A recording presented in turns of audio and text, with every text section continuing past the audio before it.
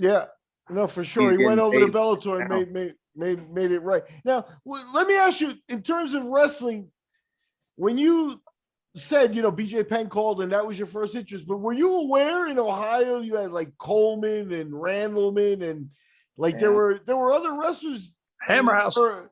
Previous to that? Was that an influence on you in any way, or did you just miss that out? I don't know. No, like I remember watching a UFC in the 8th grade in my buddy's basement, and I was just like, these guys are insane. We got people walking out with the cross and Royce Gracie and Joe Stein. and then after that, like I really didn't watch it at all. And then when I came back to Vegas, I started getting into the jiu-jitsu gym. And here's a point in my life when I knew I had to do it, because here's what happened was me and my buddy were about to go out drinking or whatever. And we were watching a UFC fight, and Matt Hughes there was a couple of us. Matt Hughes was on it.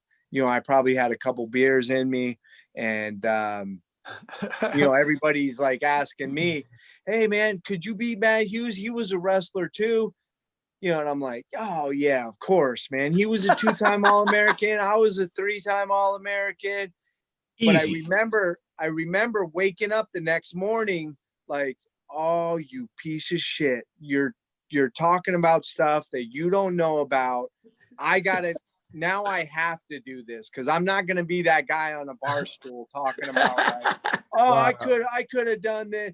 I felt like the biggest, scumbag for, like talking myself up like that. Like, oh yeah, he's a 2-time All-American. I'm a couple beers, a couple 12-ounce curls, and now I'm a tough guy. But I remember that was a point where I was like, dude, I got to put up or shut up now.